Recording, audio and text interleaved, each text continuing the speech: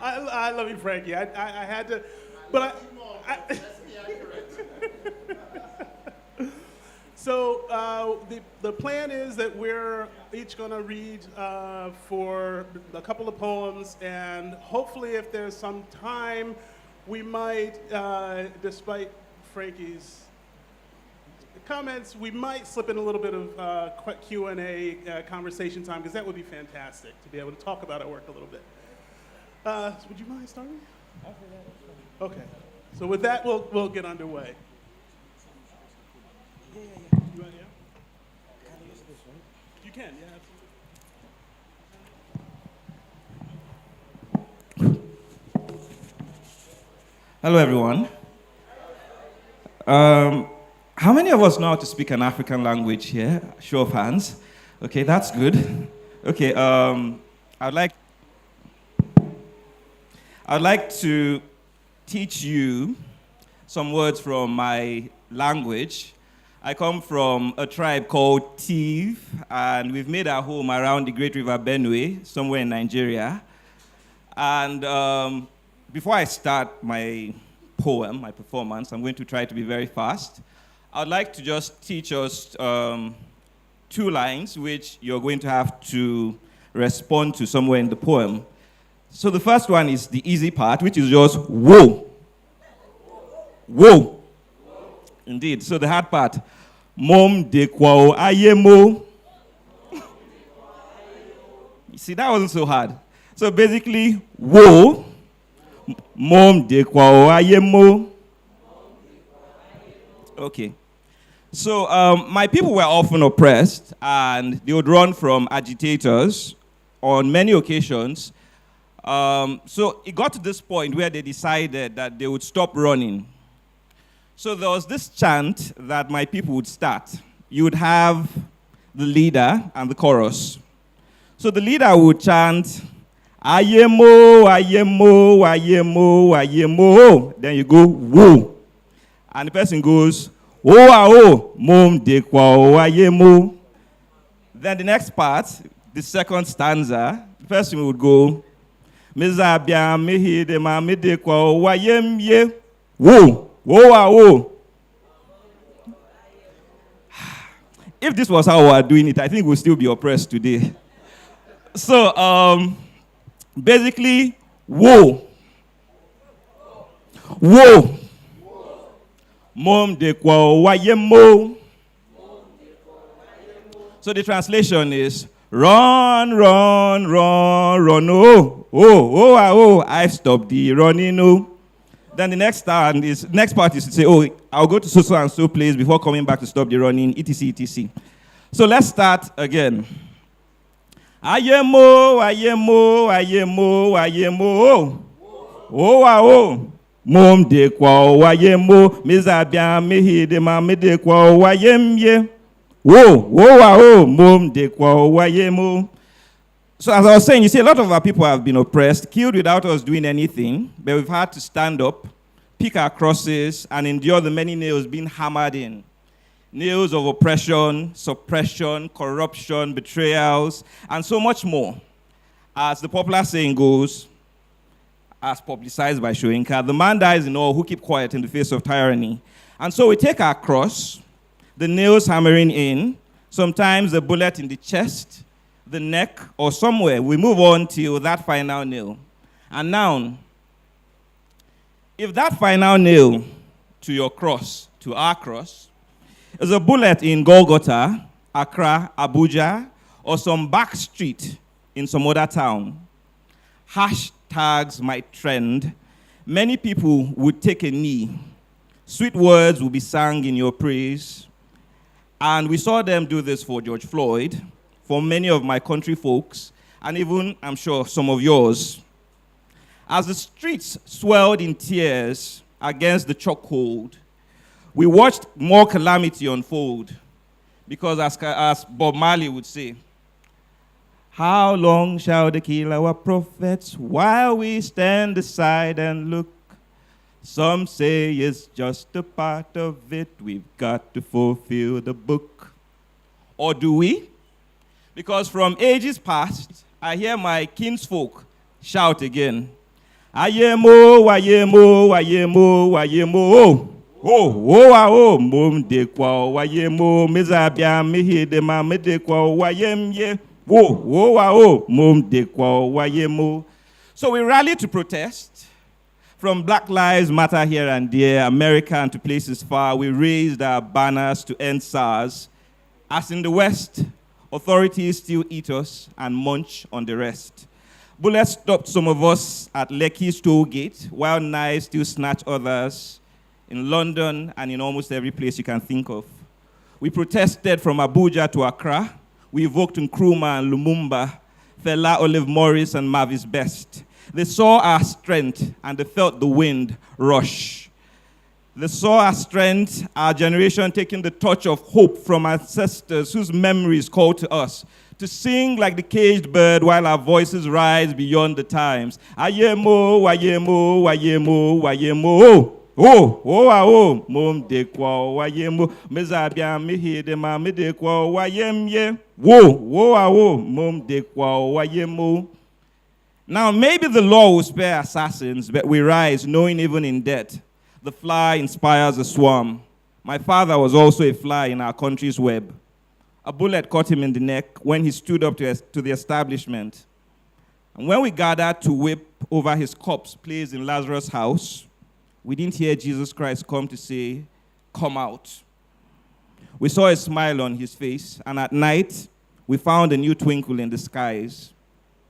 Now, history calls to us again that we pick action before the system eats another, and a child somewhere drapes her hands around my memory, fighting for a friend whose jilted lover raises a machete. We are called to be her, fighting for our souls before we get swallowed into deeper holes. Now and again, if the final nail to your cross is a bullet in Golgotha, in Accra, Abuja, or some back street in some other town, hashtags might trend. Some people might take a knee, sweet words sang in your praise. We saw them do that for George Floyd, for some of our country folks. But not one action of light is lost in a universe of constellations coming together to bet new dreams.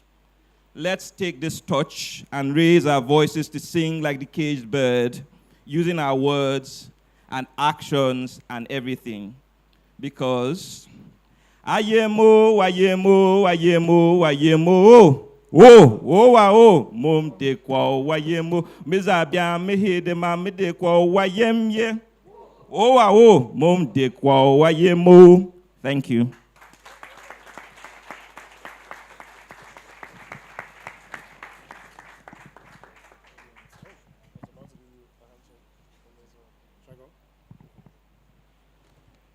Hello. Hi, everyone. My name is Fuikan Tamaklo. I'll be reading two poems, one in English, one in Ghanaian Pidgin. As I said to some of you yesterday, my poems have taken a very political/critical outlook these days. So pardon me, but I really like the fact that that's how we started, and that's how we're going to continue, hopefully. Great. So the first poem I'm going to read is in English. It's titled Accra. I don't know if you know this, but Accra has a perennial flooding problem that happens every year whenever it's raining. So I wrote about the floods. Accra is a basin of culture. When it rains, it collects water. The potholes fill up first. The buckets under the leaky ceilings of public schools fill up next. The empty drum, left outside because government releases water the way it should spend money, sparingly, that fills up next. Then the roads disappear. Taxi drivers park at filling stations that might explode any second. Stubborn drivers inch towards your homes on roads they cannot see. Because if you sit out the rain, you'll be greeted with water in your home. Flood isn't merciful. It isn't kind. It isn't even supposed to be here. Like a family member in need, it shows up out of the blue, no warning. The government promises they'll fix the flood issue every year. In the same breath, they blame the flood on littering. They hand out permits to people to build in waterways, then blame them when their houses cause floods. They tell us to learn to swim because they cannot do anything about the floods that they have promised to fix. People die, and politicians come with their hard hats, and boots. They swear on everything sacred that this will never happen again, and it does. And it does. Yet every 4 years we vote for the same people. When they ask you what party you belong to, you say proudly, intellectually, smugly, I am a floating voter. Indeed you are. Thank you.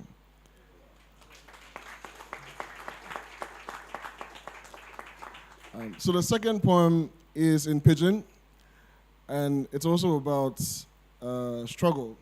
And it's titled, All What Boys They Talk About Be Struggle. And I wrote this poem because I got tired of having the same conversations over and over again with my friends about just how terrible the economy was. And so I wrote about that. All what boys they talk about be struggle. And how things go make more sense if we all left this country. Or if we start to do fraud. Not be say we could do on plenty. Small pay, take fund one of dreams. Or maybe we go join some political party. What if we kill some politicians, make this country make better? Nobody say I really want to do them. But I just they ask question. I only the joke if you feel say I the joke. Boys meet, we stop the laugh plenty. Then times where we fit meet, then cut drink, then enjoy life no day again. All the play come out for one eye top. Money finish, eye clear, wicked mode activated. Then go talk say it be COVID. But we start to die even before the virus drop. Listen, you ever see say mountain philosopher as you no get money? In chin day in palm inside, he face 10 hours upside down where he just they think. Over here we all they think. We they think pass. You watch the fuel prices.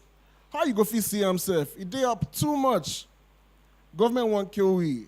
That one there, we make sure of them.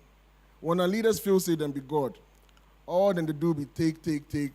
Where we to all we they do be give. The things where we they enjoy or make bitter idea. Love self, they feel like it be too much job. King Solomon say what self? It's like chasing the wind. The babes all they want things. And those who know they want anything self, still they want something. You get times so you go fall in love. For Bible inside self, job they come before romance.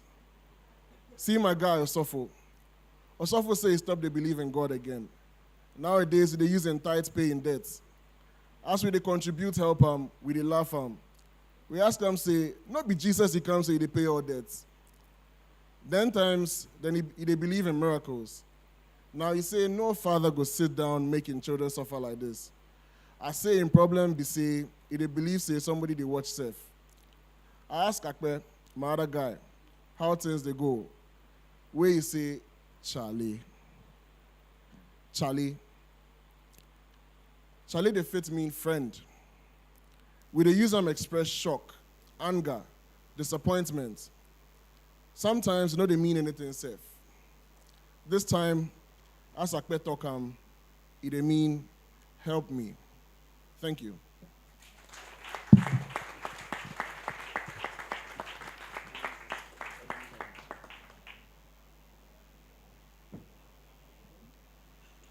Thank you so much.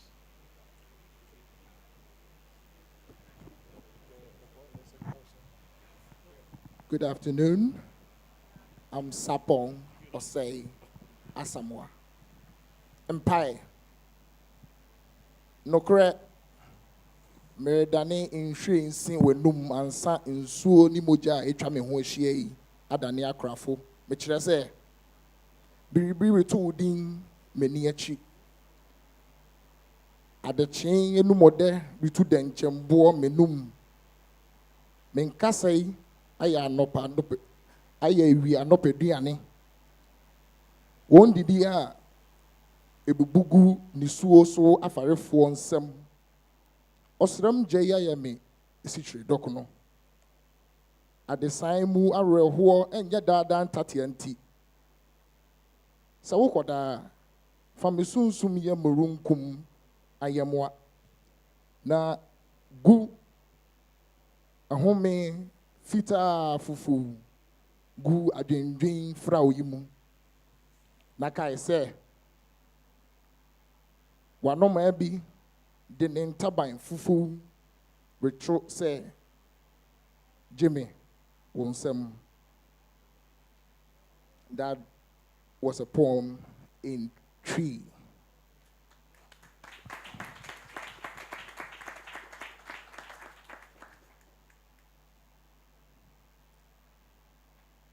Gorilla of Days. This poem is after an ancestor that I hold dearly to my heart. After the return by Kwesi Bro. In the dungeons of Christianborg castles, there are wildlings, Christian children born into its walls. They feed on the holes of each other's chains. A predatory thing. Beasts eating machines. America would have taken credit for hell if they hadn't built it themselves. The dungeons are what grass feel like after they've done their tidy little duties. Bludgeoned, maimed, slain, dismembered, full of gorges. The days after ships disappear us are ape by blood. Orangutan, racehorse, macaque, gorilla, gentle giants with human-like countries, bodies like laughter, suicide, and grief. Days that share 98.3% of its genetic code with graves, making them our closest cousins after chimpanzees and bonobos. On those days, God is a catastrophic grisly animal with broad chests and shoulders, large opposable thumbs, and small eyes set into a white face. Thank you.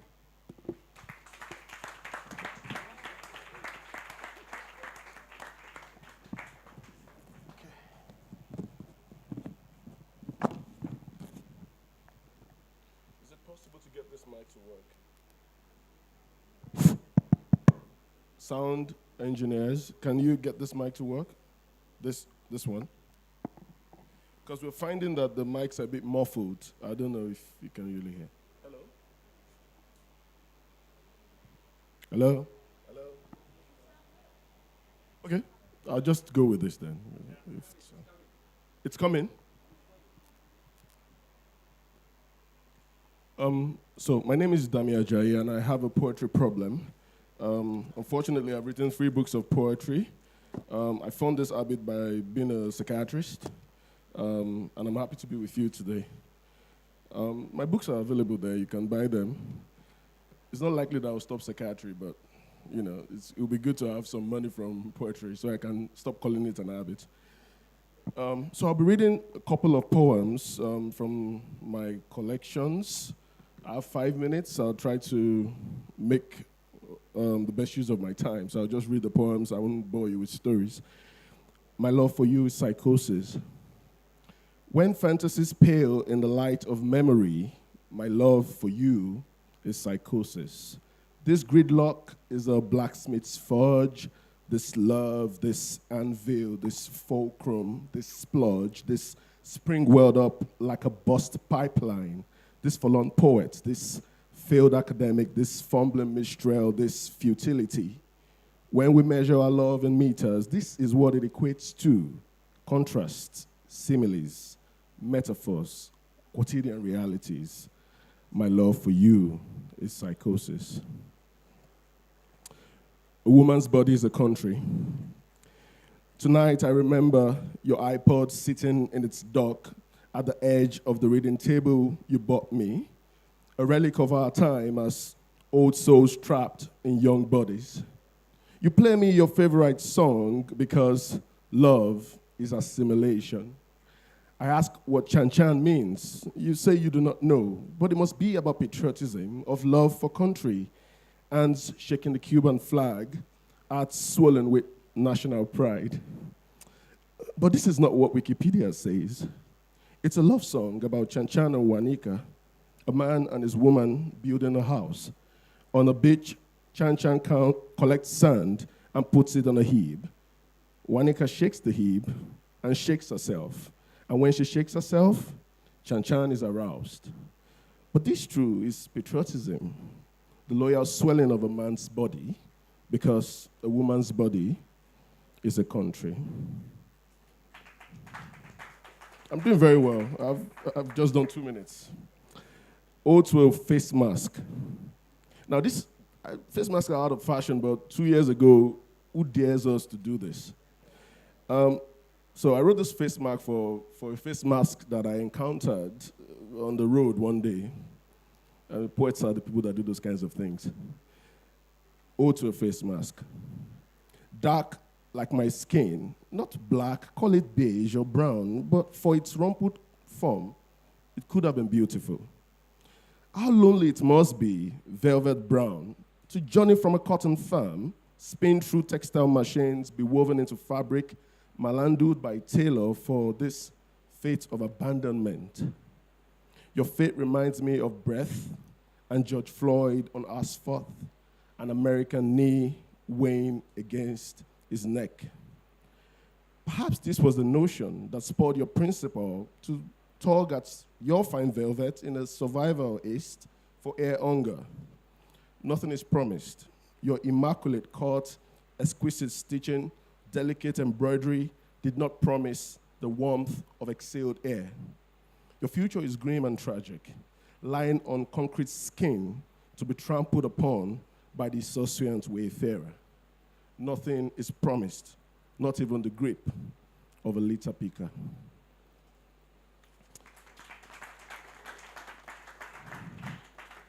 How to grieve in time. There's no such thing as to grieve in time, for we cannot teach grief how to be brief. But time is balm. Its reassuring calm comes to those who put their memories out at night for the dew, those who honor their dead with worship, those who place them in the pantheon of their thoughts, those who invoke their dead, energize them with unrelenting memory, with sentient songs. Grief, the rocky route, becomes easier as time passes. I have to look for a short poem to end with. I wrote this poem for my siblings. I'm the older brother of twins, and you may know Yorubas have the highest rate of twinning in the world. I'm also praying for twins. My wife is here. So you can pray along with us. The twins of Wembley. You may have encountered them too. Two black, middle-aged men on Wembley High Road, walking side by side, portly with accretions of age, weathered face, the visage of sage. You may spot their striking similarities first, then their minor differences. How one is clean-shaven and the other wears a stubble.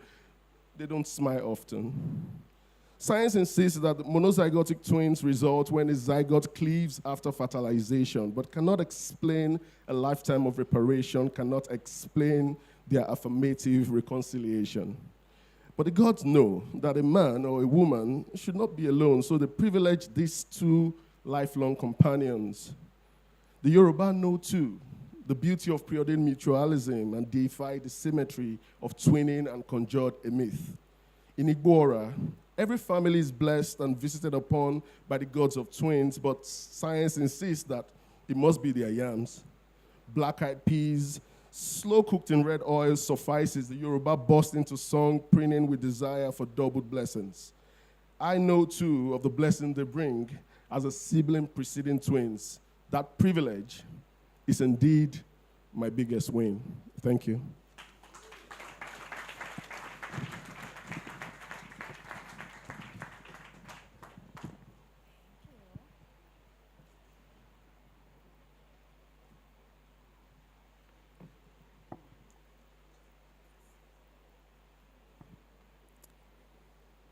The facilitator at the writer's workshop says to never pile on too much trauma on your protagonist, or else their life would seem implausible.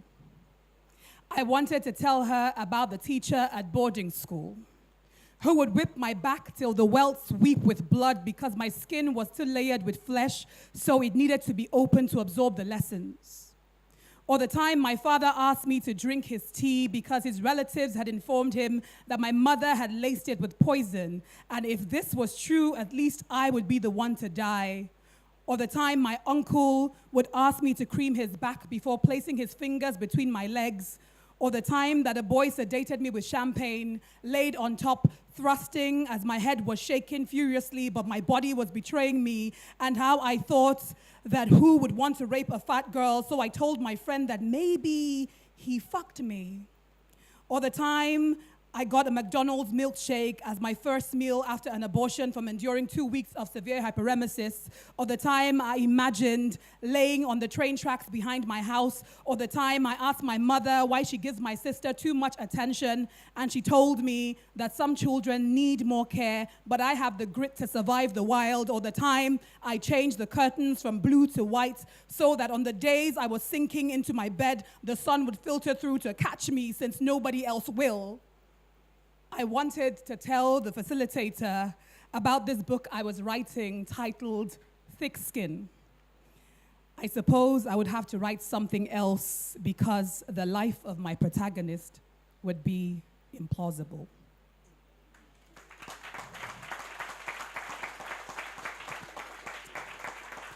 Good afternoon, everyone. Good afternoon. Hello. Thank you. My name is Wana. It's very exciting to be here. I'm very honored to be here and sharing poems with you.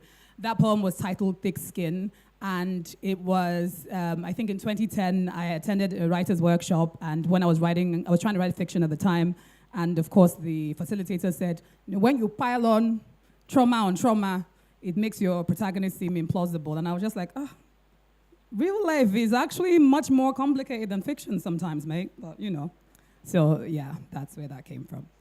And I write a lot about my mother, and this poem I'm sharing this next poem is called Conversations with Your Mother. Your mother says that you are spilling with guts. She kisses her teeth every time you sit, says you spread and sink into the living room couch.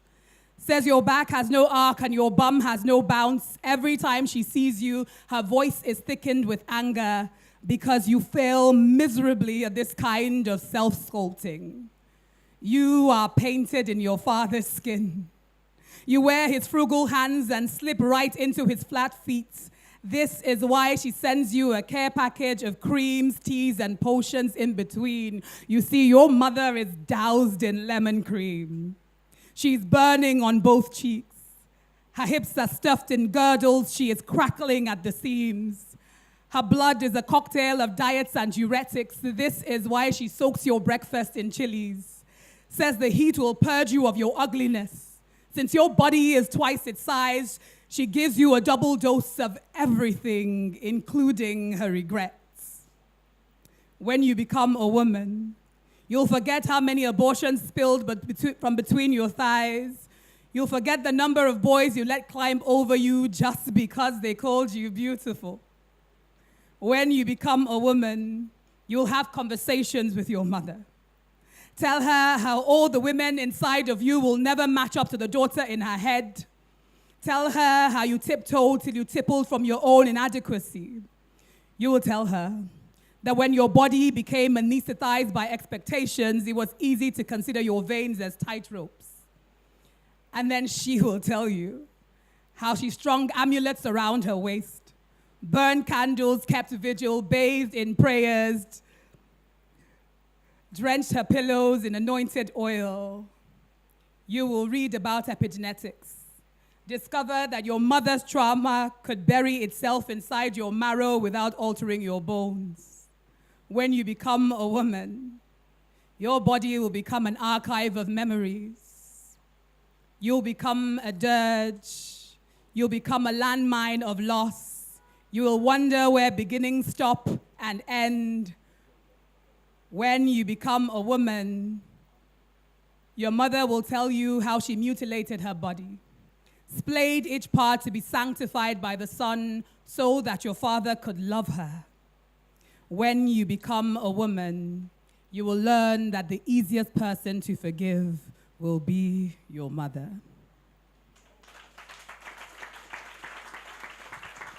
Thank you. I love food a lot, so I like writing poems about food too. And I always call this poem my ode to puff puff. If you're Nigerian, you know puff puff, but if you're Ghanaian, I think it's bufrot here. Exactly. So I always call it my ode to puff puff, but that's not the title. When I was a little girl, my mother would mix a bucket of dough into the night. Now, rising to twice the size of her forgotten dreams, she would squeeze each bowl into the searing heat because this was what it took to put clothes on our backs and books in our bags. My mother would never let her children out with an empty stomach. I'm a woman now, and I know that I'm my mother's daughter, learning courage through her blistered hands and knowing fearlessness in the lines of her smiling face. Sometimes we barter in silence like people do secret handshakes. She recalls the woman who hawked the clothes off her back to keep me here, and I recall the little girl trapped between a shop floor and a tuition payment, too far away from home to know if I would ever make it. But somewhere between her voice and the humming generator, my mother whispers, "We made it." Thank you very much.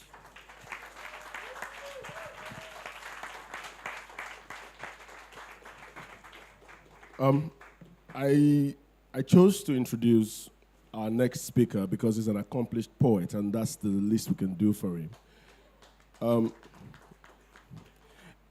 Gregory Padlow is an American poet, writer, and professor. His book, Digest, won the 2015 Pulitzer Prize for Poetry. His poems, reviews, and translations have appeared in the American Poetry Review, Callaloo, Poetry Law, Harvard Reviews, Plowshares, and on National Public Radio. His work has been praised for its language simultaneously urban and highbrow, snapshots of a life that is so specific it becomes universal. Please, can you give a round of applause to the next poet, Gregory Padlow?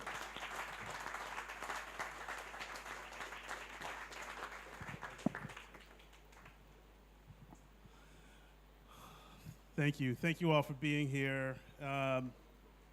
Please excuse my irreverence earlier.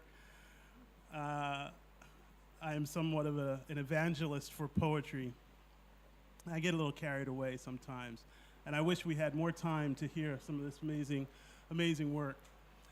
So I'll just read a couple of new poems. Again, I wish I had more time to share a range of poems with you. These are from a series I call Giornata.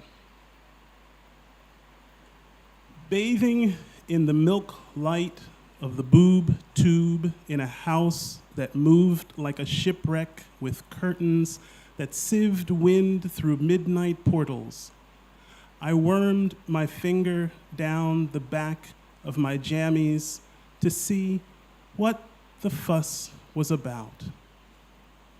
For once, my dad's asthma had not announced him like Darth Vader emerging from the corridor's murk. His scalpel eyes flayed me clean as an X-ray, a cartoon cat struck by lightning.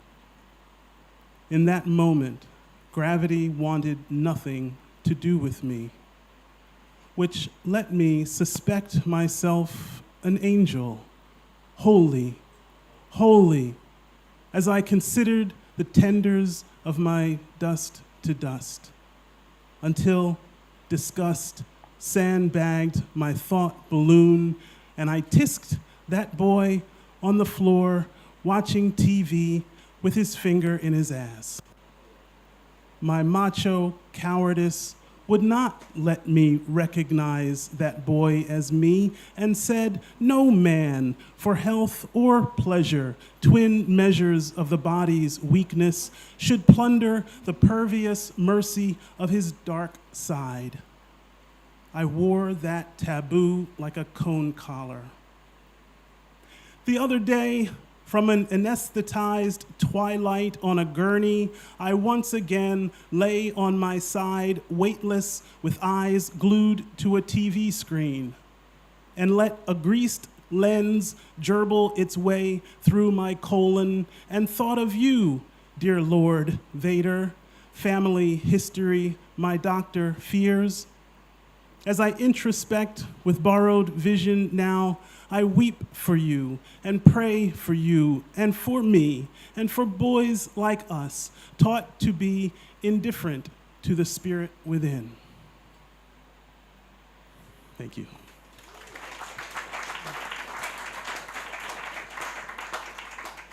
Little colonoscopy poem there for you. Make sure you get one, gentlemen. It's very important. All right, so I'm changing my plan just a little bit. I'm sorry, I gotta find this other poem. So I'm a big fan of therapy, and I've been seeing my therapist for a very long time.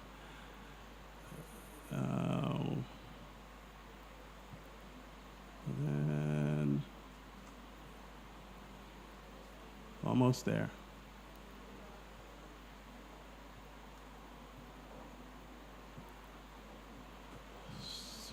I should have had this teed up. I'm so sorry. Okay. I've been thinking a lot about religion. This is my God book, so to speak. Thinking about religion, thinking about interiority, thinking about just sort of ways into different kinds of subjectivity and interiority. And I found myself being really interested with nuns, in particular, Teresa Avila. And so this poem, so I have a number of poems that kind of swirl around Teresa Avila. This is called Nunsploitation. Teresa Avila buzzes me in, then makes me leave my shoes in the foyer before I enter the Upper East Side tabernacle of shame she calls a therapist's office, where she divines the truths disguised by my confessions. As my bare feet cross the cold parquet, dark and cloven to a sticky rhythm, Teresa asks if I'm still tempting the goat paths that rim the ravine my passions trickle into. It's true. I'm in love with my therapist. Blame the saints' books that hearken from half a millennium away. I love her unattainable intimacy, her use of my inner ear to give goosebumps on the brain. The voice that is and is not Teresa's channels canticles and conjures woodcut illustrations of my beloved, sprouting poems from her desk at Valladolid. Above her, a dove thought winging through numinous yonder break. Teresa and Teresa and Teresa in concert, fanning out in imitation of a Hindu god. You'd expect compassion from someone who gentled her mind inside 7 mansions of prayer while feeding flames her love letters to keep them from prying eyes. Instead, she saint-splains the dangers of transference, as if I never noticed my itch to project the idea of one thing onto the figure of another. As if professing my love to my therapist meant only to mask mommy issues. And anyway, isn't that a bit sanctimonious coming from someone saving her love for a father figure whose image reflects the sum of all creation? A love so consuming her inside song reached the sistren's ears, glued to her office door, song quoting an erotic elan, a harmony of relation, probing the mystery of self-love, which is, of course, where love begins. Ipso facto, love is nothing but transference. Love is squeezing people's feet into fetishes we've schlepped hill and vale since memory, like moonlight, was the surplus of a previous life. to have come this far, across the park, through ramble and glade, knowing the glass slipper would fit any human foot I put in it. Let the bean counters of love call that transference. Let them name this affliction what they will, as if diagnosis were a cure. Let them tabulate salvation. Tell me how many hair shirts and unanswered hungers. Tell me how many shoeless steps to beatitude. Thanks. All right, and then the last one.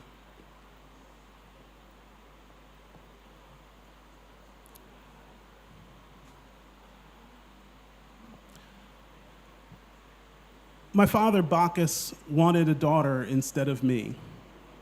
He felt the threat a son implies, and took you, my infant virility, scarf skin like a halo, angel of my innocence forefledged.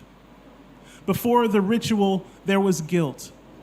You were vestigial as the divot beneath my nose, where the angel pinched my lips in binding silence. Would I see myself in style or fit if I encountered you, my soul, draped like a lost mitten on a fence post, tattered as a moth-eaten turtleneck, hood like the hood of a headsman? If you were reappended, would you lisp like chiffon or crunch like corduroy? You are the macho my father's dream foretold, he who in the end was like a son to me, whose own member circumscribed a foreshortened life story mine was intended to resemble. My forebear, the brutal gardener, he who conjured the corona must have foreseen his own eclipse, and standing on ceremony, found at hand a means to get my sex to bleed. Thank you.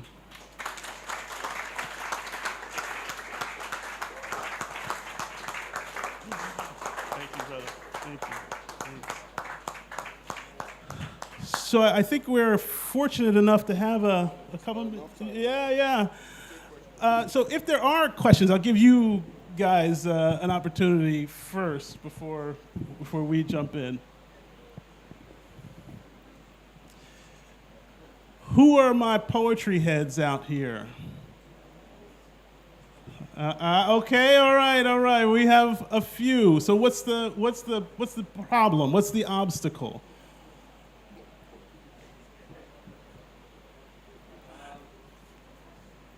Yeah? Please.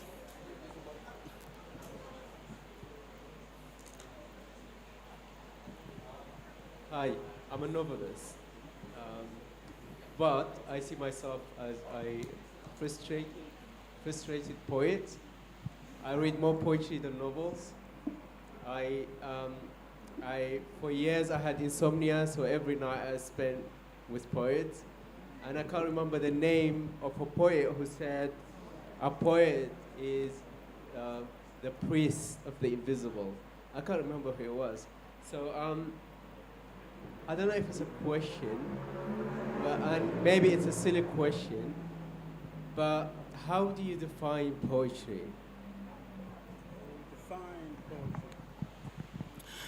So I'll give my kind of quick spiel on this. When I talk to prose writers, fiction, nonfiction, it's very often, so imagine we're standing inside a house and we're looking out the front door at the front yard, and we're looking at the trees, and there's a dog walking by, and there's a car parked out front, and the prose writer is interested in all of the stuff that's happening. The poet is the one who notices all the schmutz on the screen, right? Looks at the thing that you're looking through in order to see everything that's outside. And I think we very often forget that language is material, right? And the poet is the one who uses language as material and not simply as a means to an end of as wonderful as it is, telling a story or transmitting information in the ways that we're used to getting information. Oh yeah, I think I completely agree with you. I don't know if there's a definition for poetry for me, but I feel like when I teach workshops, I say that our job is to give language. So and I'm not comparing this to fiction writers, but I find that with poetry, it's the one thing that in very concise ways allows you invent language to understand and to enter into something. And so for me, it's this space of creating and inventing and playing with language. Exactly, absolutely. I've been, again, even more in my poetry practice, I'm leaning into my own indigenous language, and I find your indigenous languages are so poetic. So when you even transliterate them to English, it's like, oh wow. Because it gives you, things as basic as, some languages, there's no word for books. And it's, it's a house of, or there's no word for school, so it's a house of books. So yeah, like in my language, there's no word for, things are, a church is house of God, it's a house of school, house of books is school. So everything is a description in itself. So yeah, I think poetry is really that space of invention and reinvention as well, right? Yeah. I'd say for me, it's a similar thing, because whenever I have a feeling that is so profound or so intense that I don't fully grasp, I write poems, and then it helps me deconstruct. Yeah, exactly. It helps me deconstruct like exactly what I'm feeling and how I'm feeling it. And so listening to you guys talk about that, I'm just like, oh wow, it's a shared experience. But yeah, that's my relationship with poetry. My thoughts about it is that, all that you've said, but that the poet obsesses about what's intangible. It's really about what's intangible. And it's aspirational most of the time. So as a poet, there's no such thing as a perfect poem. You are always working on it. And poetry also, in a way, is very close to music. That's for lyrical poets, and also is very close to prayer. And I guess once you get to that level, you see that there is a tendency towards transcendence, being transcendental, if you like. But those are the romantic things poets tell themselves. They should write novels, actually, so that they can get money. Yeah, everything you said. And I think poets really, through their own struggle with life, build and deconstruct language and then create language that then everybody else uses to write.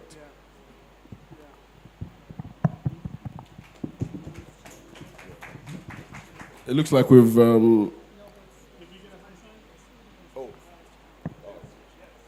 Hi, I'm Kai Chai from Singapore. I just want to ask about the tension between a spoken word poet and a print poet.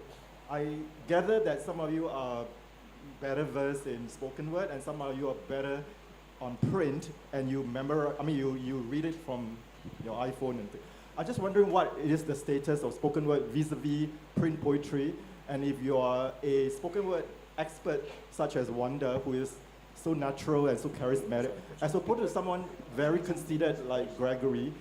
You read it. So I'm just wondering, in terms of pacing, rhythm, silences, can you talk about, because I'm really new to Africa and I'm really intrigued by the status of spoken word vis-a-vis print poetry and the craft. Do you want to answer the question? I'll start, yeah. So I'm interested in the concepts that are behind language, right? As we've been saying, what transcends language, what exceeds our capacity to speak. I'm interested in the ways that we construct our reality through language. The language. So, and it's interesting as I'm listening to the people on the stage talk about their work, and I find myself disagreeing with word choices, right? And disagreeing with sort of concepts that I think could have been unpacked a little more. And so but of course, that's my obsession, right? So it's not fair of me to project my shit onto somebody else, basically. But I think that illustrates what I'm trying to get at with my work. And so it's not, I respect obviously, the ability to capture and perform a poem. But mine is, I guess because I'm just dorkier, maybe, just nerdier about it, yeah. I'm not much of a people person in that regard, yeah. I don't know if that, yeah.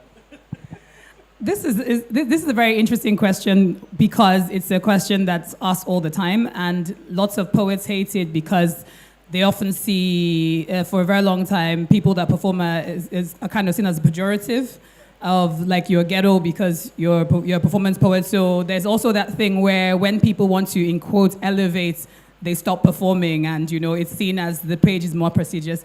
I mean, I don't get involved in those parts of the conversation. A friend of mine said one thing once, which was I think is very interesting. It says the poem starts in your body, and then it goes down to paper, and it goes back into your body.